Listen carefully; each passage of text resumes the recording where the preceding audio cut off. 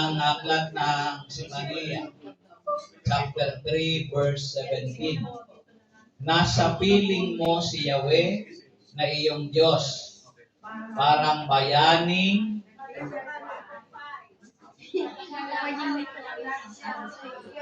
babaguhin ka ng kanyang pag-ibig. Okay? So, yung pamamaraan ng Diyos, no? May mga taong tuwing sumasapit ang ganitong season, stress sa kanilang buhay. No? Sa paghahanap ng mga partner. No? Ano naman kung wala? Ano nga? Malungkot. Ano naman kung wala? Di wala. Ano naman ang theme song mo tuwing Pasko? Ha? Dapat ang theme song mo, single bell, single bell, Single all the way. Single bell, single bell. Aliwin mo sarili mo. All the way. Single bell, single all the way. Yan naman kung wala kang bagong damit. O kaya wala kang bonus. O kaya naman ay wala kang regalong natanggap. Ano naman? May problema ba? Wala. Remember, as long as we know that God is with us, even though the life we are facing now is difficult, our faith is anchored in hope, is alive, that we will survive. Hanggat alam natin na kasama natin ng Diyos, alam mo bang kasama natin ng Diyos? Kahit mahirap ang buhay na ating hinaharap. Amen. Amen ba? Amen. Ang ating pananampalataya ay nakaangkla sa pag-asa. Amen. Parang topic natin yun sa Hong Kong. No? Tayo ay mabubuhay. Amen. Di ba? Sabi nga nung binasa natin, ipapanganak ang isang lalaki, tatawaging Emmanuel. Emmanuel. God is with us. Wonderful Counselor, Almighty God. Almighty God. Conclusion.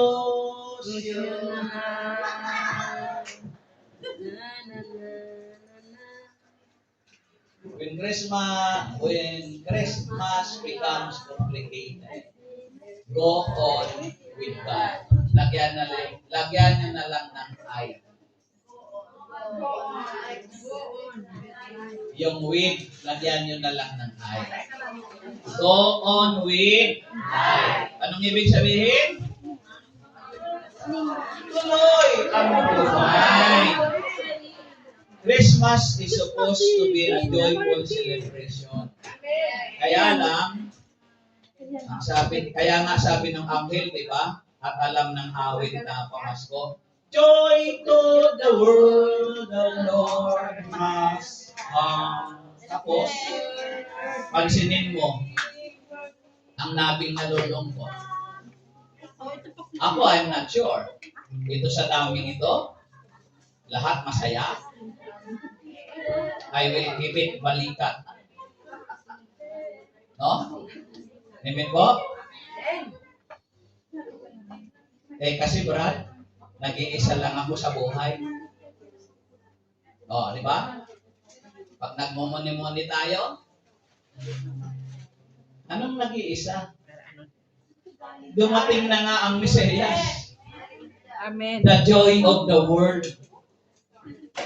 Kaya pala nalulungkot, yung tong mga tao itong nagsasabi, nag-iisa lang kasi ako. Kasi ang lagi niyang kinakanta, ang Disyembre ko ay malungkot.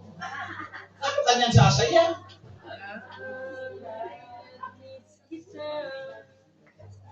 Diba? Go on. with your life. Knowing that the reason of this life is Jesus. Ang liwanag sabi ni Pablo, Philippians chapter 4, verse 4, rejoice in the Lord always. I will say it again. Again! Again!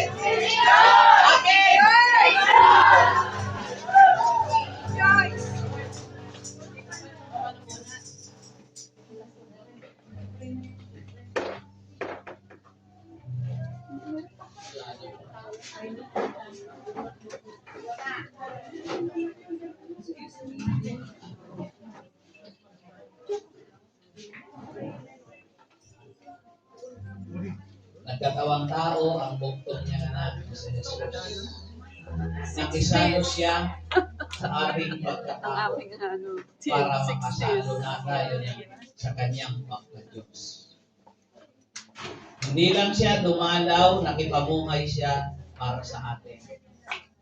Hindi lang siya naging kasambahay, kasambuhay natin siya. Kasambuhay. Kasambuhay.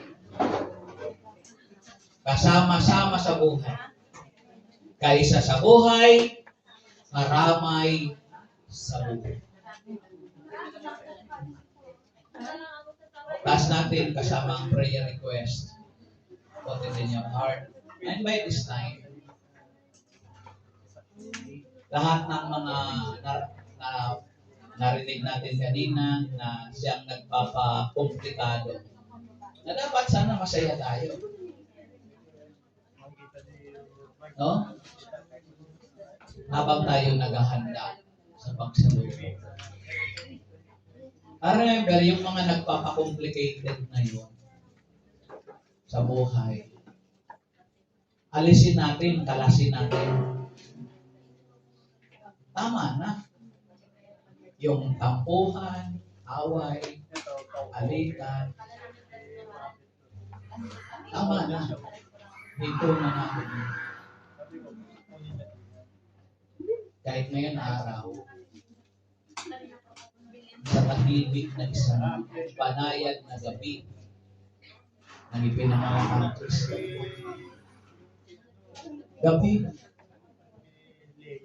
Gabi siya. Sinusubunan mo, believe, siyang nagkiwanag. Kung may mga madilim na gawin mong sabsaban. Let the stars of the night brightly shine. Close your eyes. No.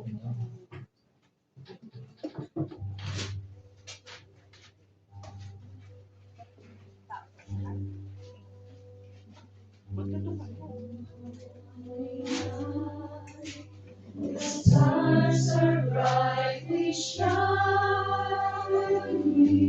It is the night of our dear Savior's birth. Long lay the world and see and ever find me till He appeared and the storm fell its word. The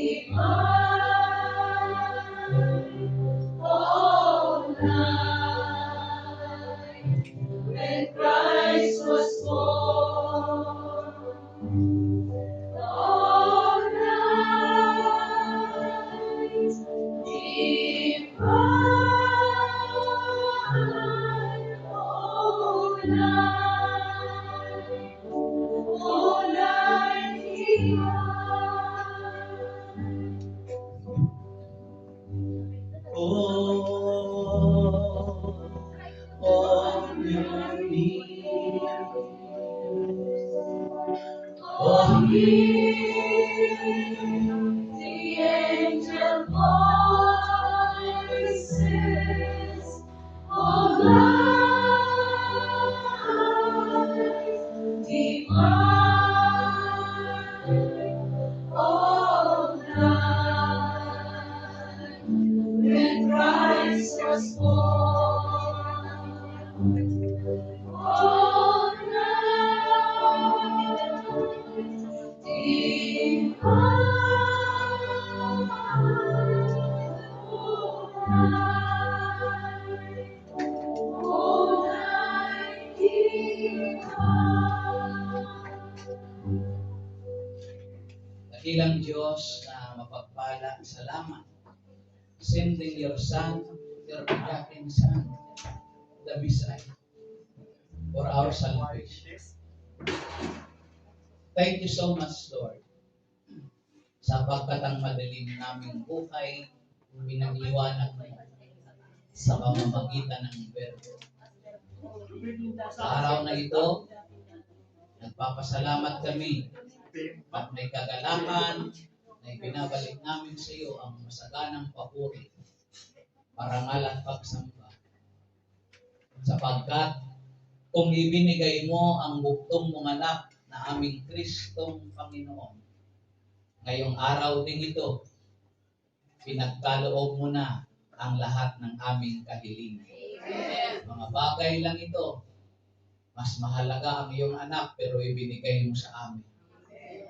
As your gift to each and every one of us, hindi namin ito sasayangin. Ito'y aming panalangin sa makapangyarihang pangalan ni Jesus.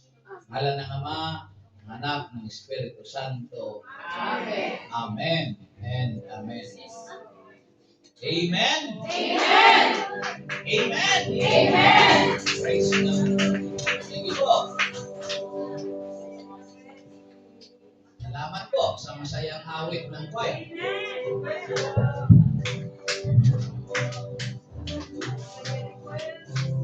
We wish you a Merry Christmas. We wish you a Merry Christmas and a Happy New Year. We wish